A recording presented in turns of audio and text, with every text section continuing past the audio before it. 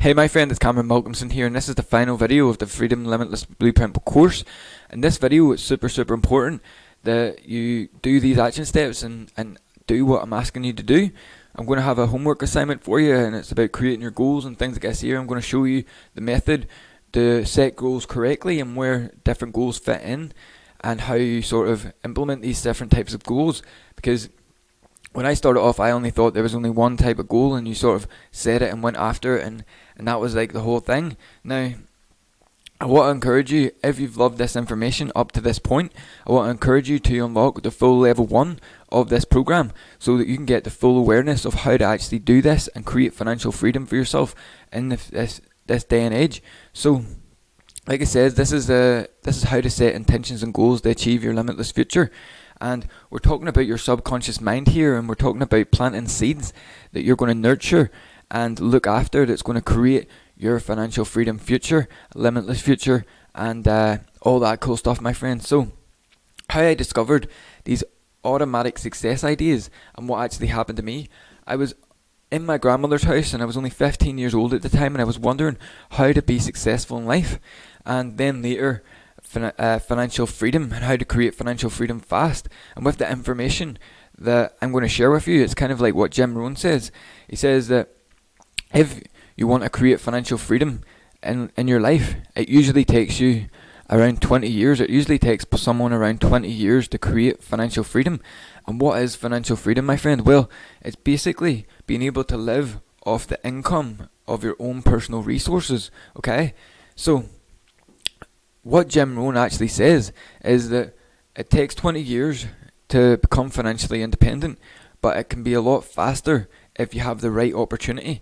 And this is what I'm sharing with you inside this course, is the right opportunity for you to be able to create financial freedom fast, my friend, okay? So, I found myself on my brother's computer in my grandmother's whenever he had left, and I was looking online about how to be successful, and I found myself on YouTube, and I found this video. So, the information that I found in the video, I'm going to share the video with you in this course. So, what I found out this information that I'm going to share with you today.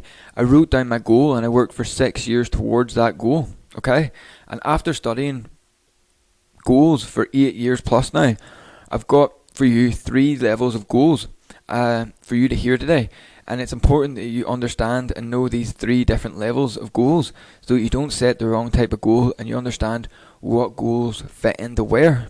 So, the very first goal that you might think about is the smallest type of goals, and it's your daily goals. And these are level 1 type goals, and these are ones that you're going to set on a daily basis to get you there. So you write your goals down possibly the night before. This is what I like to do, is write down my goals the night before, and you wake up the next morning and you work towards them. And why would we write them down the night before? Well, it's all to do with your subconscious mind. And when you write down your goals the night before, and that's the last thing that you're thinking about, you're going to let your mind chew on that idea of what these goals are, so that you can wake up in the morning and you've solved most of the problems to achieve them their smaller type of goals, which is your level 1 type of goal. Okay? And these are the small ones that you take every day, and they're crucial to execute on to make any progress at all of what you're going to do, okay? So, the second type of goals that you're going to want to set is your thinking goals, okay? So, these are goals that you would be like, right, okay, so if I think, like, this is what I want to achieve, and if I do this, and this, I can achieve this. But it's not like a small daily goal. It's going to take you a bit of time. It's maybe a bigger one, okay? And it's one of your medium-sized goals. So these here medium goals are short-term bursts, and these are goals that are going to help you on your way to achieving your fantasy goal, of which is your level 3 type of goal, and create the lifestyle that you want. So your level 3 type of goal is really where you should operate from, and this is your fantasy goal, and this is a goal where you couldn't even know how you could actually achieve that there. And it doesn't matter if you don't know how to achieve it, okay? And these are big, long goals, and they're the ones that are going to change you. And it's like Zig Ziglar says, it's like a goal is not effective if it doesn't affect change, okay? So it's not really a goal if it's not going to actually change you in any way, and or change your lifestyle, or change your your situation and things like this here. So the bigger you go, the better, and the way you will take a longer approach. So whenever you're thinking about a big, massive fantasy goal that's just way out there and you just don't know how to do it, you're going to start to see things in a longer type, more of a high beam vision of the future of what you want to create, and it's going to ultimately dictate the decisions that you're going to make. For example, if you have a big enough goal, sometimes little distractions might get you off course if you don't have it. But if you have that big goal, you'll understand that, right, okay, I might go out this weekend and go drinking, but would I rather stay in and work towards my goal because I want to achieve my fantasy lifestyle? And this is what I will encourage you, my friend, okay? So my problem when I started for the first time and I done this exercise, even though the exercise did work, what the information that I'm going to share with you here soon, I wrote down the goal and I worked towards it, and what happened to me was I set a medium type goal, and I set it, this medium type goal, and I worked towards it. But the thing is, it's going to take you a longer time to achieve a medium type goal because you're not as fired up about it, about your future and about what is possible for you if you're only thinking about a medium type goal. And the medium type goal is your thinking goal of where you can think like, right, okay, this is what I want to achieve. I want to achieve a promotion. And you're not going to achieve a promotion in a day. You're going to achieve a promotion in your work and your job or whatever over a longer period of time. But you know that if you do this, and this, you can achieve that goal. Now, that problem for me was that I understood that if I done this, and this, I could achieve this medium type goal, the goal that I could think of. And it took a long time. Now, when you set a fantasy goal, which is just way out there, you're going to think more irrationally. You're going to take actions on your goals that people will be like, he's crazy, or you're crazy, or she's crazy for doing that there. Why would someone do that there? But they don't understand what you're actually working towards. And whenever you start to do these types of things, you're going to get to your medium type goals faster. You're going to do more of your daily type goals, and you're going to ultimately achieve your fantasy goal a lot faster. Okay? And this is what it kind of looks like. So you've got your daily goals, and this is what mostly a lot of people think like. They think, oh, I can do this daily goal, or they set like daily goals. I want to do this course. I want to read this book. I want to read this here. I want to listen to this audio. These are all like daily goals. Then you've got your thinking goals. So you're thinking like, if I do this, and this, I can achieve this. But the goal that I set was a thinking type goal, and it took me 6 years to get close. Okay, my friend. So this is what I want to encourage you to do here, is to start writing out goals for yourself. And I want you to start with your fantasy goal, my friend, okay? And I want you to think like you have no limits, and what would your dream lifestyle be if you could have, do, be, whatever you want it, okay? Now, one of the goals that you can set for yourself is a personal goal, and you're going to understand why we writ on this here is asking, it shall be given, seeking, you shall find, knocking, it shall be opened unto. The audio I'm going to introduce you to, it ultimately tells you that you want to write down these things, because if you ask, it shall be given to you. If you seek, you shall find. If you knock, it will be opened unto you. These are from the Bible, and these are biblical sayings, and they're very, very, very true. And if you don't do these things, if you don't seek out something, you'll never find it. If you don't ask for something, you'll never get it. If you don't knock on that door and keep knocking on that door to get through, you'll never get through the door, my friend, okay? So what you want to do is, I'm going to leave you some of these printouts for these goals, and you can go ahead and print them out and write them, laminate them and things like that there. I've got my goals with me. They're actually in my room there. So the idea you want to write down is really something that's a powerful word, is gratitude. So ideally you want to write down my goal by, and you want to have an end date, because a goal without an end date is just a wish. And if you write down your end date for your fantasy goal, maybe it's a 2-year goal, maybe it's a 3-year goal, maybe it's a 5-year goal. Now, you want to identify, it doesn't matter if you don't reach that goal within that time frame. What you want to do, if you get to the end of the time frame and you haven't reached your fantasy yet, all you got to do, you never change the goal, is what you do is you increase activity and extend the deadline, okay? But ideally you want to have a deadline, and you want to write your goal out in the phrase like, I am so happy and grateful now that I have, and you want to write down what you intend to give in return for this goal, and then what you intend to achieve, okay, and what your fantasy goal is.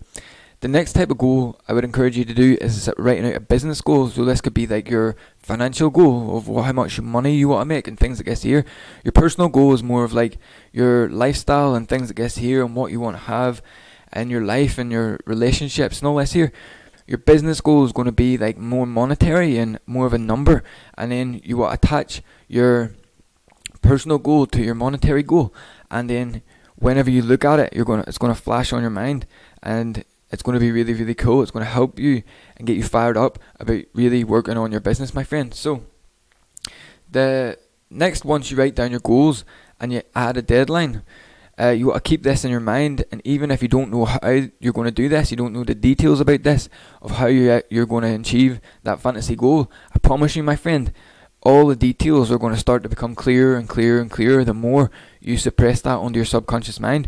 So listen to specifically Earl Nightingale and Napoleon Hill, okay? And I'm going to introduce you to a recording that ever since hearing this here and doing the exercise for the first time, I've always done it for the rest of my life, my friend. And you'll hear that they done this study on these college kids, and the kids that had goals whenever they were in college, they achieved far more in their life than the ones that didn't, my friend, okay? So it's really important to set some goals for yourself. And I'm going to play that recording for you now. I'm going to listen to it too, and then I'm going to jump back in, and I've got a few more ideas to share with you as well. I'd like to tell you about the strangest secret in the world. Some years ago, the late Nobel Prize-winning Dr. Albert Schweitzer was being interviewed in London, and a reporter asked him, "Doctor, what's wrong with men today?" And the great doctor was silent a moment, and then he said, "Men simply don't think." It's about this that I want to talk with you. We live today in a golden age. This is an era that man has looked forward to, dreamed of, and worked toward for thousands of years. But since it's here, we pretty well take it for granted. We in America are particularly fortunate to live in the richest land that ever existed on the face of the earth, a land of abundant opportunity for everyone. But do you know what happens? Well, let's take 100 men who start even at the age of 25. Do you have any idea what will happen to those men by the time they're 65? These 100 men who all start even at the age of 25 believe they're going to be successful. If you ask any one of these men if he wanted to be a success, he'd tell you he did. And you'd notice that he was eager toward life, that there was a certain sparkle to his eye, an erectness to his carriage, and life seemed like a pretty interesting adventure to him. But by the time they're 65, 1 will be rich. 4 will be financially independent. 5 will still be working. 54 will be broke.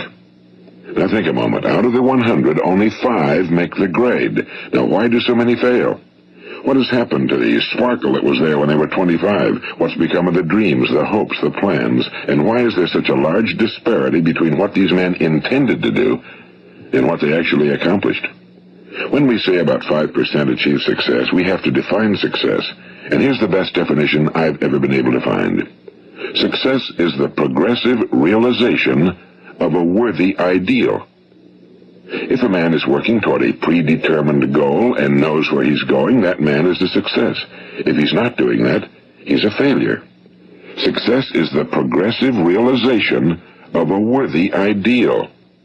Rollo May, the distinguished psychiatrist, wrote a wonderful book called Man's Search for Himself. And in this book he says, the opposite of courage in our society is not cowardice. It is conformity. And there you have the trouble today. It's conformity. People acting like everyone else without knowing why, without knowing where they're going. Now think of it. In America right now, there are over 18 million people 65 years of age and older. And most of them are broke. They're dependent on someone else for life's necessities. Now, we learn to read by the time we're 7. We learn to make a living by the time we're 25. Usually by that time, we're not only making a living, we're supporting a family. And yet by the time we're 65, we haven't learned how to become financially independent in the richest land that has ever been known. Why? We conform. And the trouble is that we're acting like the wrong percentage group, the 95 who don't succeed. Now, why do these people conform? Well, they really don't know. These people believe that their lives are shaped by circumstances, by things that happen to them, by exterior forces. They're outer-directed people. A survey was made one time that covered a lot of men, working men, and these men were asked, "Why do you work? Why do you get up in the morning?" 19 out of 20 had no idea. If you ask them, they'll say, well, everyone goes to work in the morning, and that's the reason they do it, because everyone else is doing it. Now let's get back to our definition of success. Who succeeds? The only person who succeeds is the person who is progressively realizing a worthy ideal. He's the person who says, I'm going to become this, and then begins to work toward that goal. I'll tell you who the successful people are. A success is the school teacher who's teaching school because that's what he or she wants to do. The success is the woman who's a wife and mother because she wanted to become a wife and mother and is doing a good job of it. The success is the man who runs the corner gas station because that was his dream. That's what he wanted to do.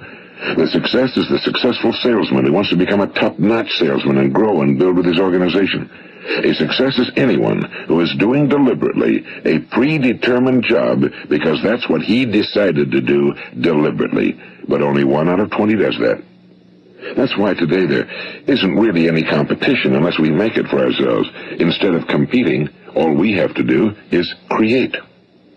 You know, for 20 years I looked for the key which would determine what would happen to a human being. Was there a key I wanted to know which would make the future a promise that we could foretell to a large extent?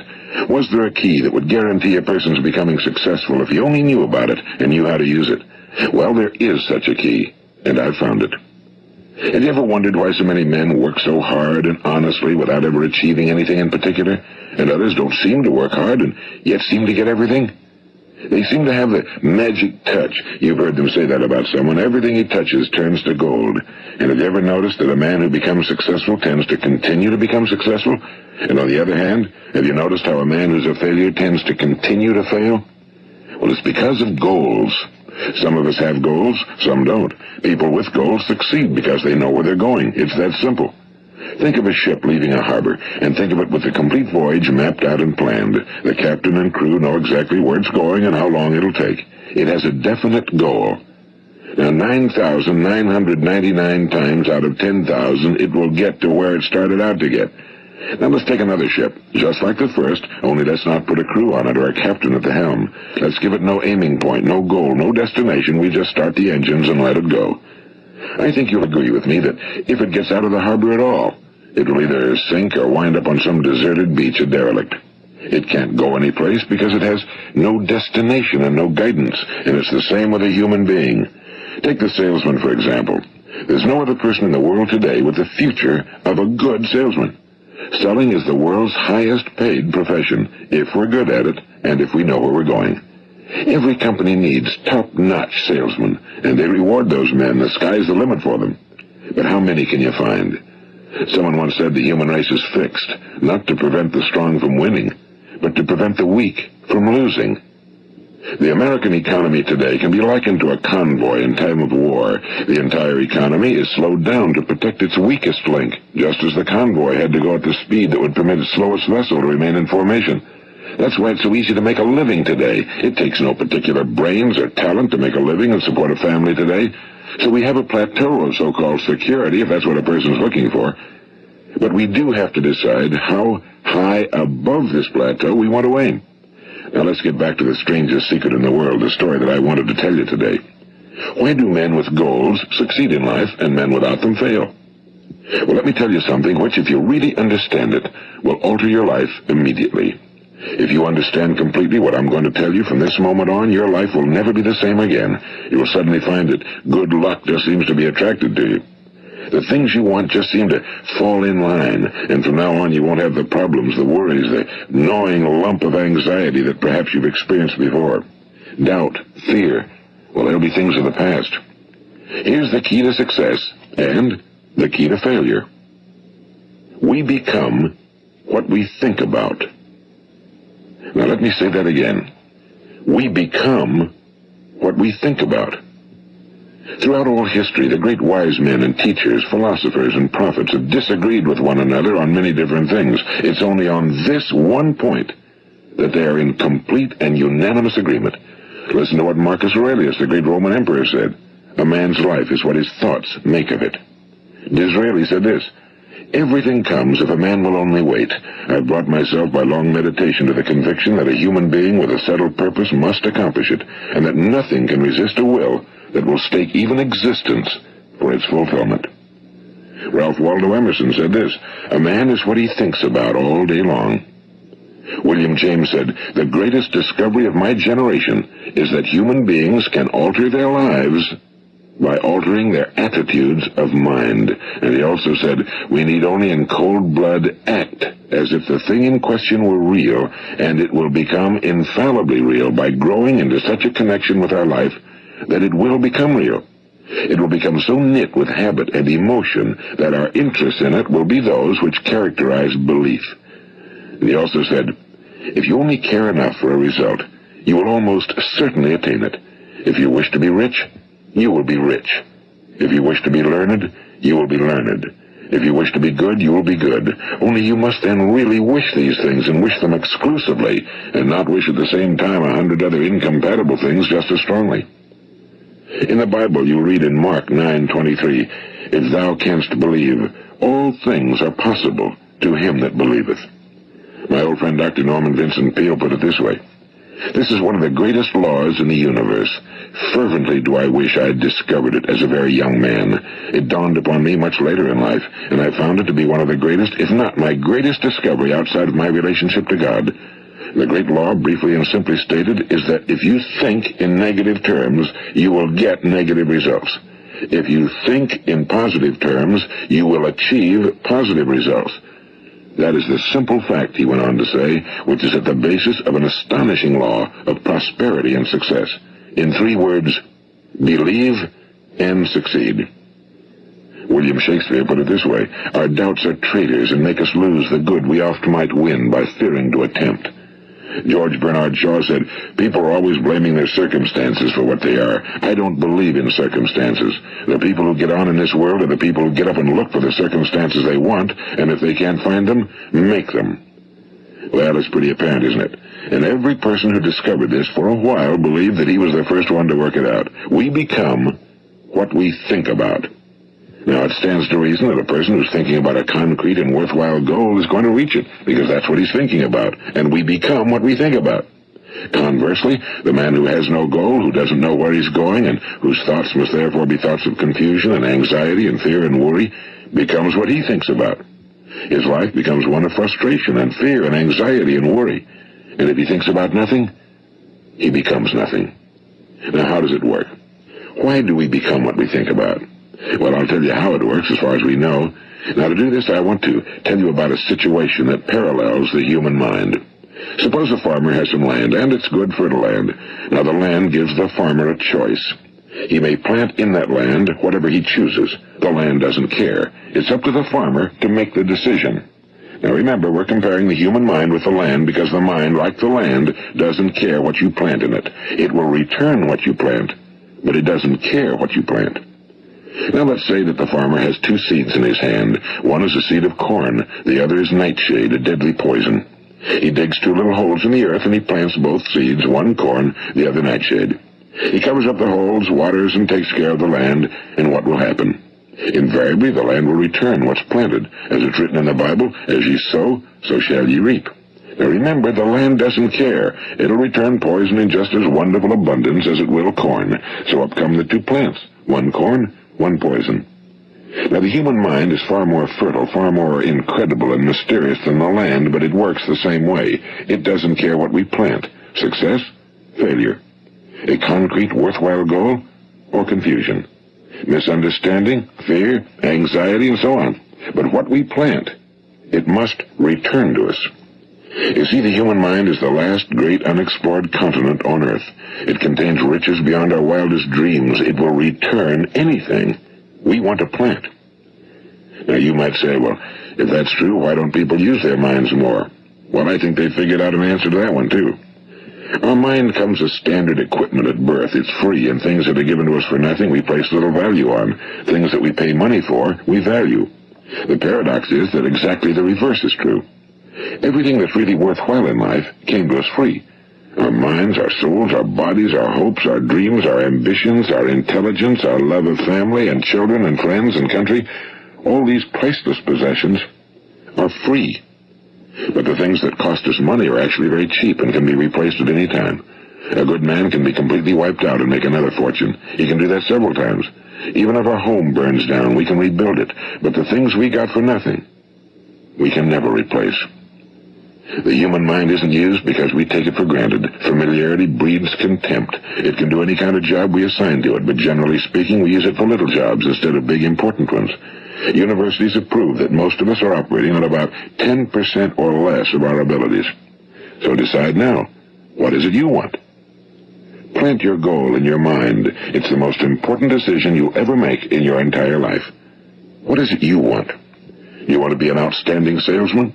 A better worker at your particular job? You want to go places in your company? In your community? Do you want to get rich?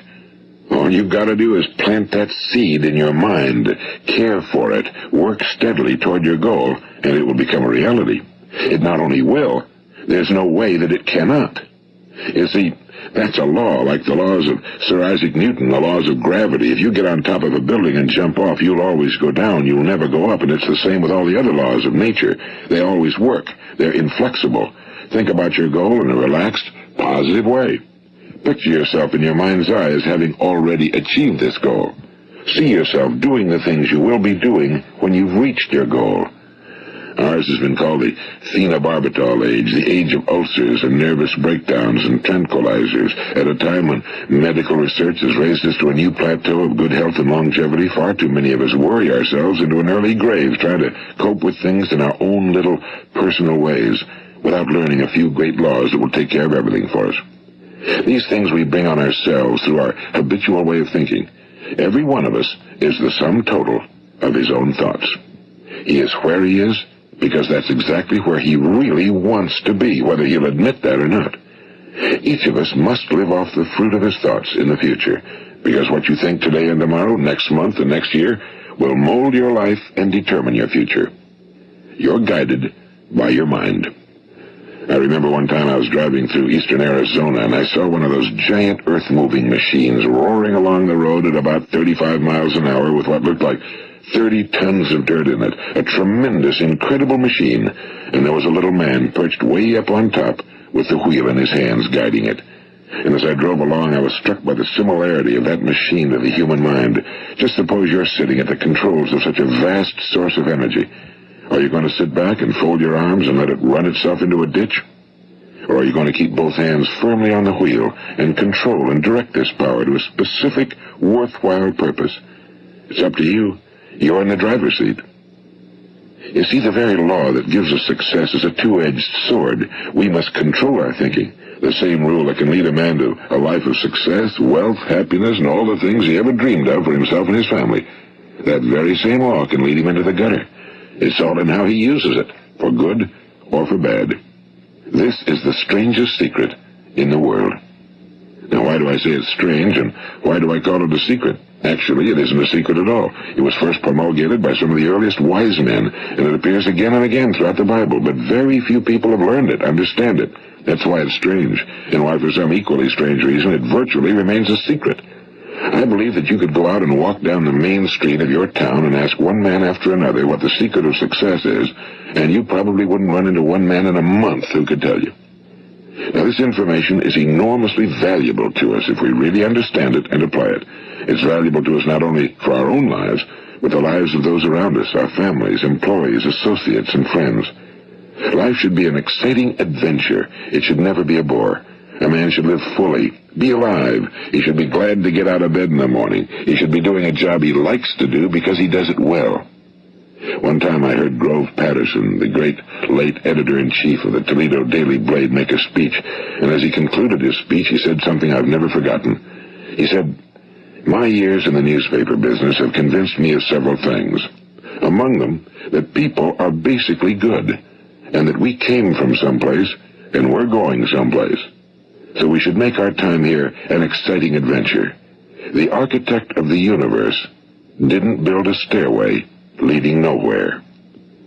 And the greatest teacher of all, the carpenter from the plains of Galilee, gave us the secret time and time again. As ye believe, so shall it be done unto you. I've explained the strangest secret in the world and how it works. Now on this side I want to explain how you can prove to yourself the enormous returns possible in your own life by putting this secret to a practical test. I want you to make a test that will last 30 days. It isn't going to be easy, but if you'll give it a good try, it will completely change your life for the better. Now, back in the 17th century, Sir Isaac Newton, the English mathematician and natural philosopher, gave us some natural laws of physics which apply as much to human beings as they do to the movement of bodies in the universe. And one of these laws is that for every action, there is an equal and opposite reaction. Simply stated, as it applies to you and me, it means we can achieve nothing without paying the price. The results of your 30-day experiment will be in direct proportion to the effort you put forth. To be a doctor, you must pay the price of long years of difficult study. To be successful in selling, and remember that each of us succeeds to the extent of his ability to sell. Selling our families on our ideas, selling education in schools, selling our children on the advantages of living the good and honest life, selling our associates and employees on the importance of being exceptional people. To, of course, the profession of selling itself. But to be successful in selling our way to the good life, we must be willing to pay the price. And what is that price? Well, it's many things. First, it's understanding emotionally, as well as intellectually, that we literally become what we think about, that we must control our thoughts if we're to control our lives. It's understanding fully that as ye sow, so shall ye reap. Second, it's cutting away all fetters from the mind and permitting it to soar as it was divinely designed to do. It's the realization that your limitations are self-imposed and that the opportunities for you today are enormous beyond belief. It's rising above narrow-minded pettiness and prejudice. And third, it's using all your courage to force yourself to think positively on your own problem, to set a definite and clearly defined goal for yourself, to let your marvelous mind think about your goal from all possible angles, to let your imagination speculate freely upon many different possible solutions, to refuse to believe that there are any circumstances sufficiently strong to defeat you in the accomplishment of your purpose, to act promptly and decisively when your course is clear, and to keep constantly aware of the fact that you are at this moment standing in the middle of your own acres of diamonds, as Russell Conwell used to point out. And fourth, save at least 10% of every dollar you earn. It's also remembering that no matter what your present job, it has enormous possibilities if you're willing to pay the price. Now let's just go over the important points in the price each of us must pay to achieve the wonderful life that can be ours. It is, of course, worth any price. 1. You will become what you think about. 2. Remember the word imagination and let your mind begin to soar. 3. Courage. Concentrate on your goal every day. 4. Save 10% of what you earn. And 5. Action. Ideas are worthless unless we act on them.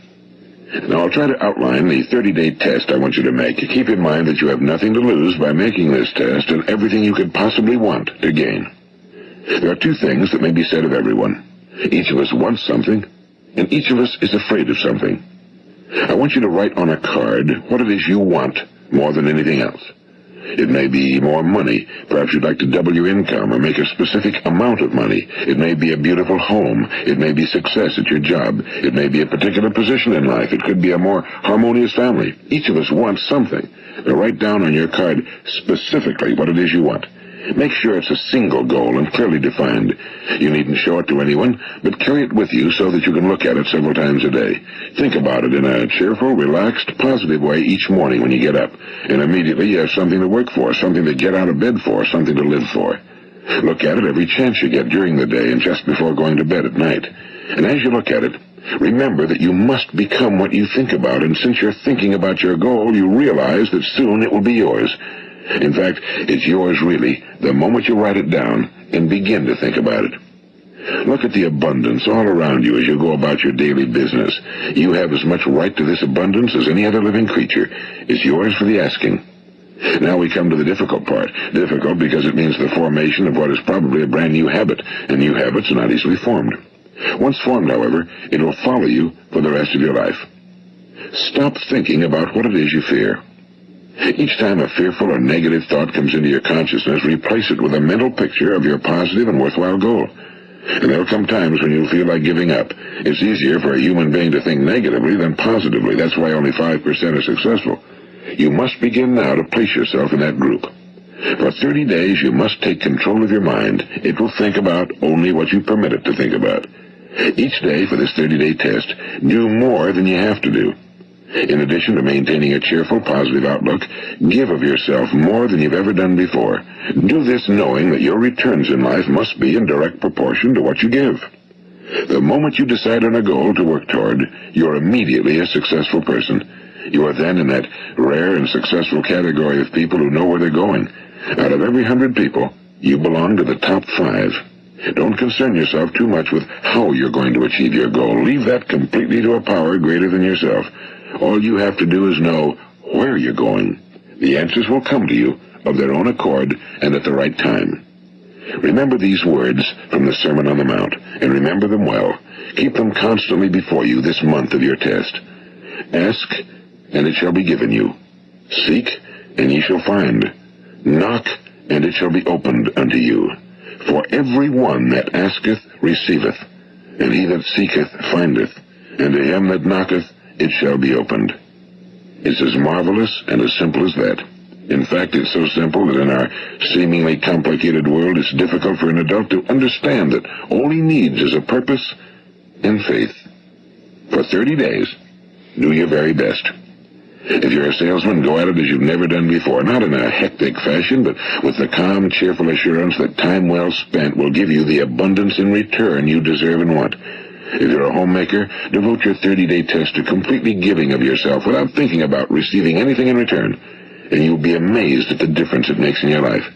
No matter what your job, do it as you've never done it before for 30 days. And if you've kept your goal before you every day, you'll wonder and marvel at this new life you've found. Dorothea Brand, the outstanding editor and writer, discovered it for herself and tells about it in her fine book, Wake Up and Live. Her entire philosophy is reduced to the words, act as though it were impossible to fail. She made her own test with sincerity and faith, and her entire life was changed to one of overwhelming success.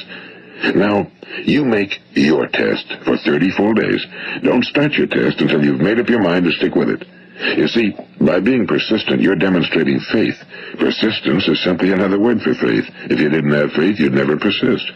If you should fail during your first 30 days, by that I mean suddenly find yourself overwhelmed by negative thoughts, you've got to start over again from that point and go 30 more days. Gradually, your new habit will form until you find yourself one of that wonderful minority to whom virtually nothing is impossible. And don't forget the card. It's vitally important as you begin this new way of living. On one side of the card, write your goal, whatever it may be. On the other side, write the words we've quoted from the Sermon on the Mount. Ask, and it shall be given you.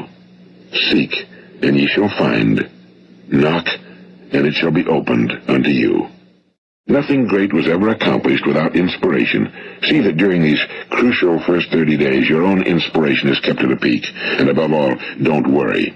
Worry brings fear, and fear is crippling. The only thing that can cause you to worry during your test is trying to do it all yourself. Know that all you have to do is hold your goal before you. Everything else will take care of itself. Remember also to keep calm and cheerful. Don't let petty things annoy you and get you off course. Now, since making this test is difficult, some will say, why should I bother? Well, look at the alternative. No one wants to be a failure. No one really wants to be a mediocre individual. No one wants a life constantly filled with worry and fear and frustration. Therefore, remember that you must reap that which you sow. If you sow negative thoughts, your life will be filled with negative things. If you sow positive thoughts, your life will be cheerful, successful, and positive. Now, gradually, you'll have a tendency to forget what you've heard on this recording. Play it often. Keep reminding yourself of what you must do to form this new habit. Gather your whole family around at regular intervals and listen to what's been said here. You know, most men will tell you that they want to make money without understanding the law. The only people who make money work in a mint. The rest of us must earn money. This is what causes those who keep looking for something for nothing or a free ride to fail in life. The only way to earn money is by providing people with services or products which are needed and useful. We exchange our time and our product or service for the other man's money. Therefore, the law is that our financial return will be in direct proportion to our service.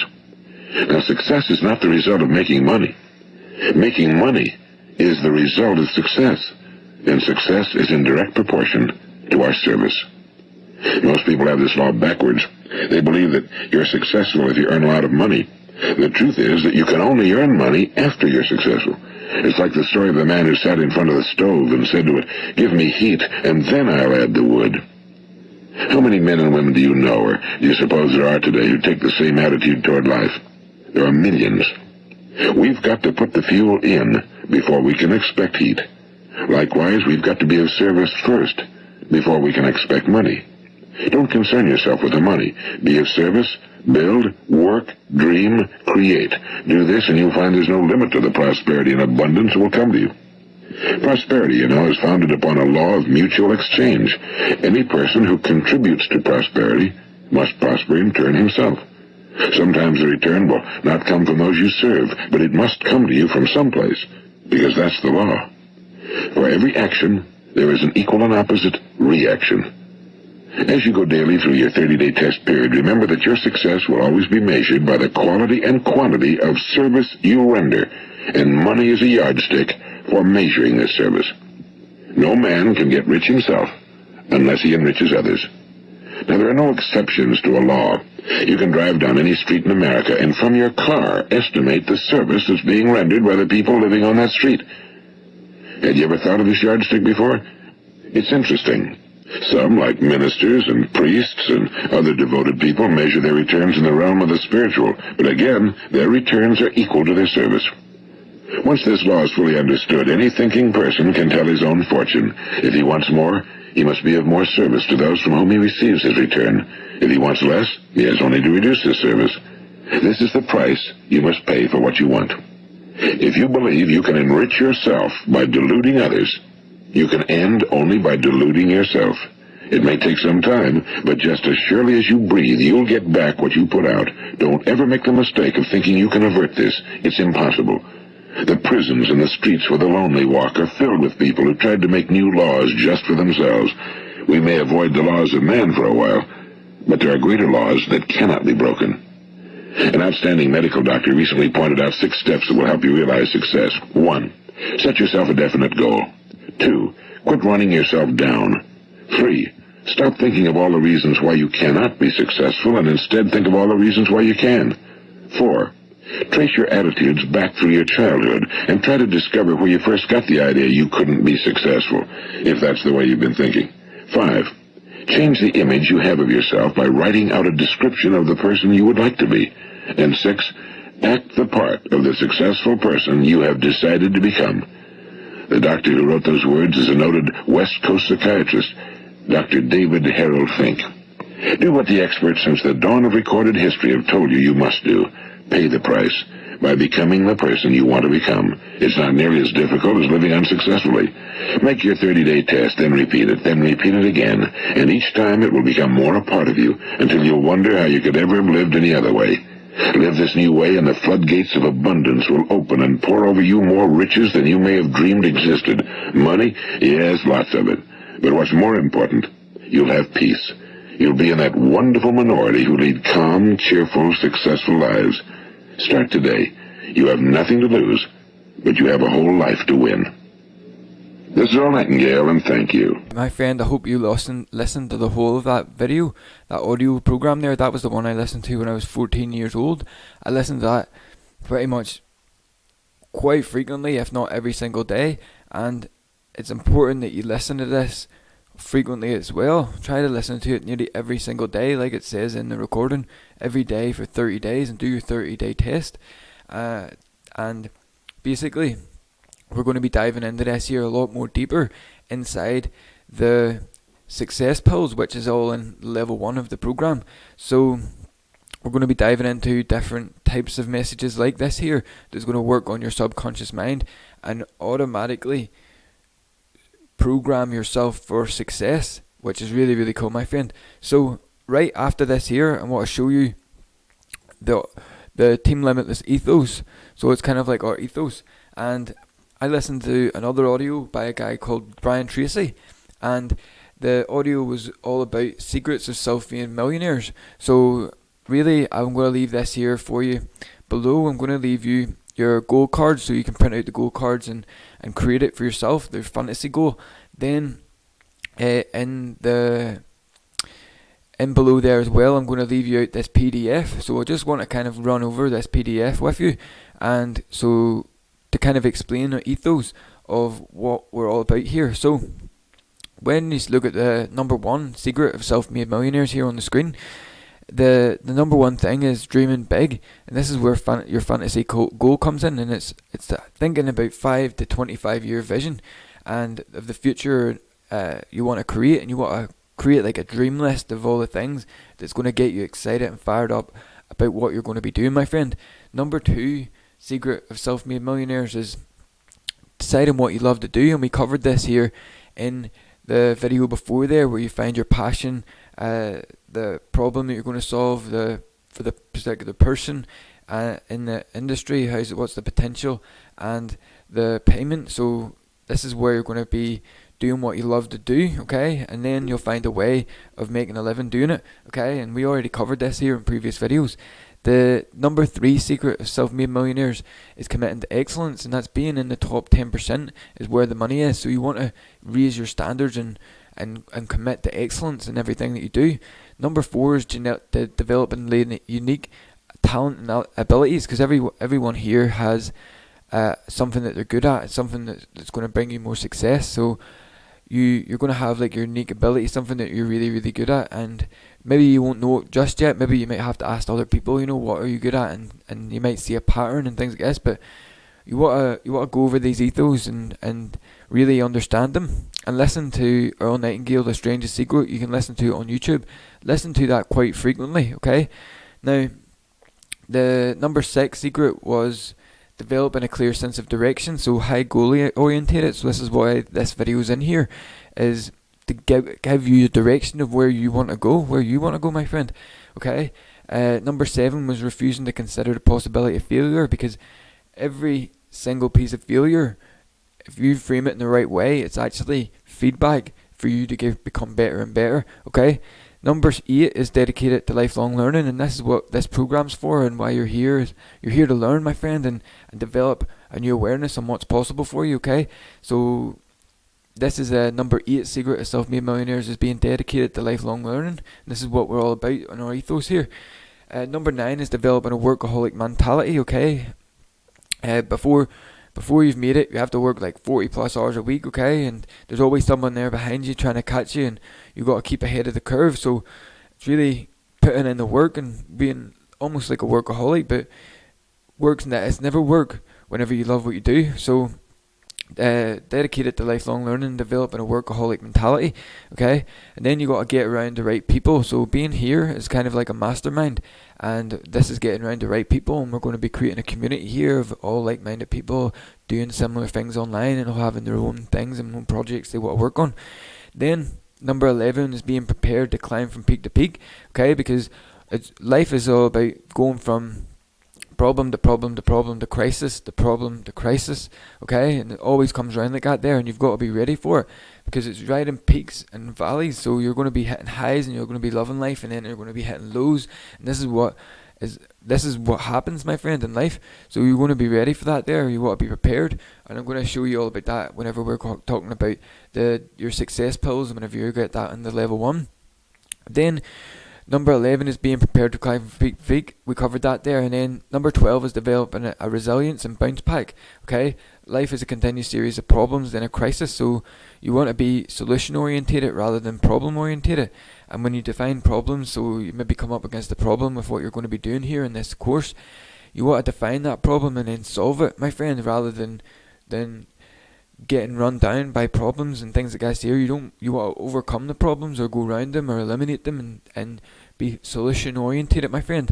Number 13 and 14 is being an unshakable optimist all the time.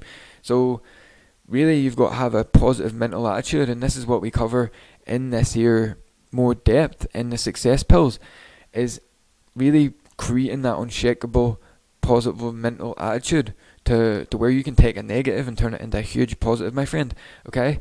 And then number 15, okay? And if you're going to start to listen to the Napoleon Hill and all these here like personal development information, and whenever we go into the success pills and things like this here, you're going to hear about the master key to success. And it took me a long time, and I always heard about when I was listening to Napoleon Hill on the on YouTube and things like this here, listening to Napoleon Hill, he would always say, you are 2 steps away from the master key to success. And I always wondered what the master key to success was. And after listening to Brian Tracy's Secrets of Self-Made Millionaires, where I got this ethos from, he says exactly what that is and what is the secret, the master key to success. And the master key to success is self-discipline. And self-discipline is basically making yourself do what you must do, whether you feel like it or not. And it's persistence, my friend. And persistence is the master key to success. And this is all about setting goals to achieve your limitless future, my friend. And my assignment for you today is to print out this ethos for yourself so you can understand it and really work off of it as well. We've got a few other things that we're going to cover too. And I want you to create your fantasy goal, and ideally listen to Earl Nightingale for the next 30 days or so. And this was the end of day 1, my friend. I know we covered a lot of information. It might have taken you a couple of days to get through it. Take your time, and if you need to, go back over everything again, because whenever you go back over everything, sometimes you pick up new ideas, because like whenever we're listening to information, we get an idea, we go off track and we miss out some information. When you go through this information again, you'll pick up new ideas. So it's important to go back through and cover some of the videos that you might have went through before, and you're going to pick up new ideas every time you go through the videos. Okay, so this is the end of day 1, and I hope you're excited. I hope you're committed and you're going into level 1, and I'm going to go deeper into the success pills and setting goals and working on your mindset to develop a winning mentality, my friend. So this was it for level 1, day 1 of the Limitless Lifestyle Freedom course. Let me know what you think in the comments below. Write me a comment below. Let me know what you think if you're picking up these ideas. If you've got any questions, I'm going to answer the questions below in the comments. And I'll see you in day 2, where we're going to be diving into actually the elements of a top money generating sales funnel and how that all works. I'll see you in day 2. Have a great one.